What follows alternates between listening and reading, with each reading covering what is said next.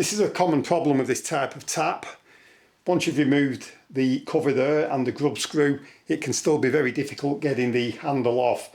This one isn't too bad because it's actually wider than the body of the tap. Sometimes they are completely flush, so you have nothing there to grip. Some of these tap handles are very difficult to get off, so you could potentially use that. You could put that on there, and then you could use the slide hammer to knock that up. And there's a good chance that you could remove it, but there's also a chance that you could actually damage the chrome.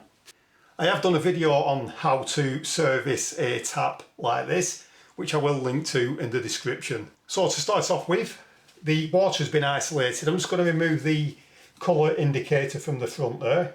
It's normally about a 2.5mm head. So I can put that in there and you'll actually feel it once it's engaged, and then you can undo it. You've probably just heard that crack. Now normally the only thing holding that on there would be corrosion. So I've made this. This is very easy to make. I've made it from bits of scrap that I had lying around, and it probably took about 20 minutes to make. So with this I can get this, hook it over the tap, get it just on the bottom there, and then I can tighten up these nuts. We'll then just get a spanner on that.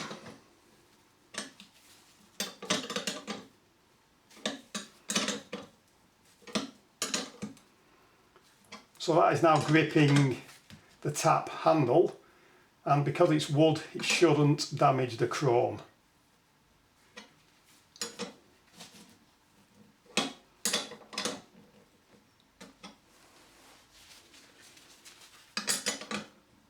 So that is now pretty tight on there. We don't want to go mad. We could go tighter. We could use 2 spanners if needed to get that really tight. But I'm pretty sure that that has gripped the tap handle. Before you laugh at my nylon hammer, I should point out that I've had this since I was at primary school, and it's probably 45 years old at least. And obviously it has seen better days. But it still works, and it's great for jobs like this. Now obviously you have to exercise caution before you do this. If you're doing this in a ceramic basin, you have to be very careful.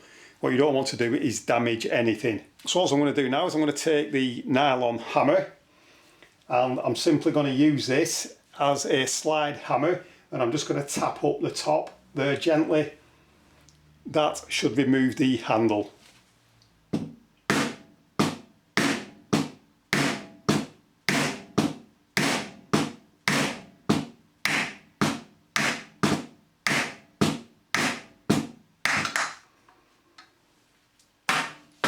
And there we go, that has come off successfully. Now obviously if one of these has been stuck on there with years of corrosion, you may have to give it a few sprays with spray penetrant, leave it to soak in, and then you can tap the handle off using something like this.